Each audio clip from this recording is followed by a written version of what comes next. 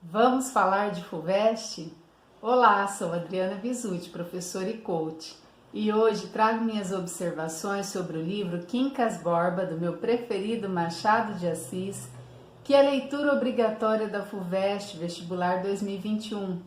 Vestibular, então já curte aí e comenta se você está gostando.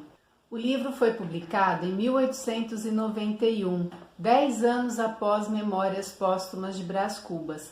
Então ele é o segundo da fase realista de Machado.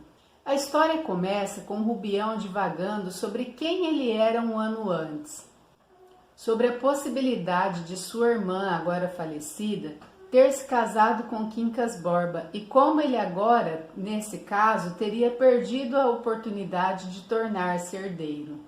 Então, sim, para quem conhece Machado de Assis, sabe que uma das características do estilo dele são as digressões, e o livro já começa com essa digressão do personagem. E quem foi Rubião? Um ex-professor que deixou a carreira para cuidar como enfermeiro de Quincas Borba. E para quem não conhece nada de Machado, quem foi Quincas Borba? Um filósofo que já aparece no livro anterior, no Memórias Póstumas de Brás Cubas. Quincas aqui aparece doente, já à beira da morte, por isso tem como cuidador o Rubião. E quando Quincas morre, informação que o leitor tem logo nos primeiros capítulos, ele deixa toda a sua herança para Rubião, desde que ele cuidasse de seu cachorro também chamado Quincas Borba. E seguindo com uma outra característica do delicioso estilo machadiano, o narrador nos convida para ir com ele há um ano antes, quando o Rubião ainda era professor e pobre, ou ex-professor e pobre. E quando chegamos junto com o narrador no ano anterior, encontramos Quincas explicando a sua filosofia do humanitismo, humanitas, para o Rubião, que não consegue entender muito bem aquela história não. Então, para ilustrar, o Quincas vai utilizar a morte de sua avó. A avó morreu atropelada por uma sege, que era tipo uma charrete daquele tempo, do século XIX, conduzida por cavalos. E então ele conta que o dono da sege estava com fome porque já era tarde e ele havia comido pouco de manhã, então quando ele chama o cocheiro vem rápido e acaba atropelando a avó.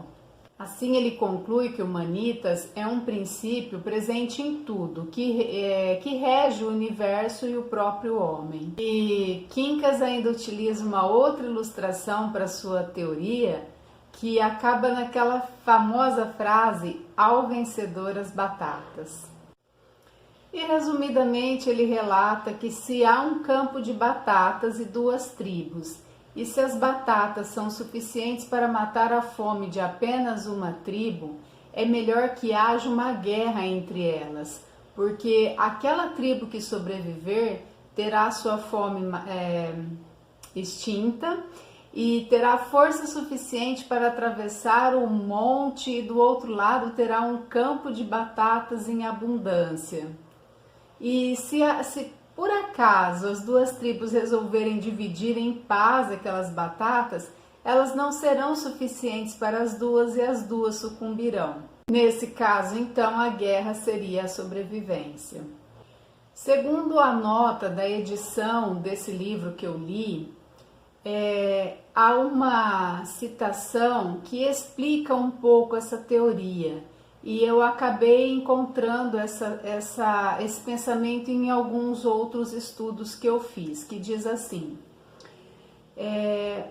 Machado exerce uma sátira às correntes positivistas que à época eclodiam. Na voz de Quincas Borba, o personagem explica a utilidade da guerra pelo viés de Humanitas, a filosofia do princípio único e comum a todos os seres. Para Humanitas, não há morte, já que a supressão de uma vida sustenta outras. Voltando à história, Quincas Borba decide subitamente fazer uma viagem ao Rio de Janeiro. Ele morava em Barbacena e ele morre em 2 meses durante essa viagem. O Rubião tem uma esperança de que o Quincas vai deixar alguma coisinha para ele da fortuna toda que ele tem, alguns 5 contos ou 10 contos de réis.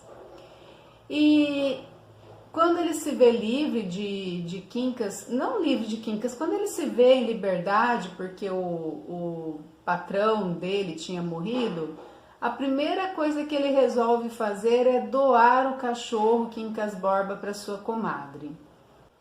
O que ele não sabia é que o Quincas tinha deixado toda a sua fortuna para ele, desde que ele mantivesse os cuidados com o cachorro. E aí ele corre apavorado para buscar o cachorro de volta. E é interessante como o narrador já vai compondo as características psicológicas do Rubião. Logo após receber a herança, Rubião age com bastante ingenuidade e vai se inserindo num círculo de amizades movidos por interesse, pelo interesse financeiro. Mas ele também, em relação ao cachorro, acaba reproduzindo esse comportamento, porque quando se trata do cãozinho, ele vai também ser movido por esse interesse de não perder o dinheiro. Inclusive, às vezes, ele dá atenção ao cachorro ou ele faz carícias no cachorro, preocupado, com medo de que seria o próprio Quincas Borba que estaria ali encarnado no cão. O fato é que, finalmente, Rubião entende a filosofia do Quincas ao vencedor as batatas, porque nesse momento ele é o vencedor. Ele ficou com as batatas, que é a herança do Quincas. Rubião decide conhecer a corte, ele viaja para o Rio de Janeiro e numa viagem de trem conhece o casal Cristiano e Sofia. E é uma paixão quase que imediata pela moça.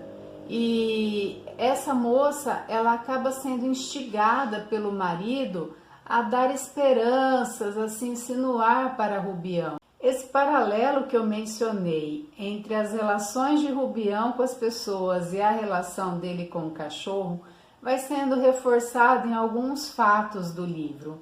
Então há um momento em que ele pensa em Sofia e ele realmente se acredita amado por ela. Ele lembra da forma como ela aperta as mãos dele muito forte e de toda a atenção que ela dá para ele. E ao mesmo tempo ele está ali brincando com o cachorro e o cachorro dá uma lambida nele e ele dá um tabefe no cachorro que sai meio tristinho. Aí no mesmo momento ele já se arrepende, estala os dedos e o cachorro imediatamente esquece o tabefe e volta a brincar com ele. E o narrador menciona a seguinte frase em relação ao cachorro: gosta de ser amado, contenta-se de crer que o é, assim como o Rubião contenta-se de crer que é amado pela Sofia. Ao longo da história, essas relações de interesse vão se intensificando ao mesmo tempo em que comprovam a teoria humanitas, pois o dinheiro do Rubião vai se transferindo aos poucos para a conta do Cristiano Palha, em forma de sociedades e negócios escusos que o Rubião não entende muito bem. E eu não vou contar até o final, porque é interessante que você leia para ter todos os detalhes dessa história e desse livro, que se não é o meu preferido do Machado, tem seu charme. É importante ainda destacar mais algumas características que são clássicas do estilo do autor. O narrador onisciente, seu discurso indireto livre, como nesse trecho. Rubião estava admirado de si mesmo e arrependia-se, mas o arrependimento era obra da consciência, ao passo que a imaginação não soltava por nenhum preço a figura da bela Sofia. 1, 2, 3 horas. Sofia ao longe, os latidos do cão embaixo, o sono esquivo. Onde iam já as 3 horas, 3h30? Enfim, depois de muito cuidar, apareceu-lhe o sono, espremeu as clássicas papoulas e foi um instante Rubião dormiu antes das 4. Outra característica marcante são os diálogos que o narrador mantém com seu leitor. Veja esse. Não, senhora minha, ainda não acabou este dia tão comprido. Não sabemos o que se passou entre Sofia e o Palha depois que todos se foram embora. Temos ainda a metalinguagem, quando no livro ele nos fala sobre o próprio livro, como nesses casos. Sofia estava magnífica, trajava de azul escuro, muito decotada pelas razões ditas no capítulo 35. A filha estava ainda qual a deixamos no capítulo 43, com a diferença que os 40 anos vieram. Então eu te contei aqui um pouco da história de Rubião, analisei como o comportamento dos personagens vão confirmando, vão comprovando a filosofia humanitas. E finalizo ressaltando mais uma característica importante, que é a demonstração dessa sociedade hipócrita, sempre movida por relações de interesse, de ambição. Nesse caso, demonstrada principalmente pelo desejo de ascensão social do casal Palha. E assim, mostrando que era uma marca mesmo do realismo brasileiro, mostrar essa hipocrisia da sociedade. Não só o brasileiro, como também o português. Então a gente já vê aí essa de Queiroz, né, com o primo Basílio. Nós temos muitos pontos em comum ali também. Espero que essa breve análise te ajude a ler o livro, ou pelo menos te inspire a fazê-lo, e até a próxima!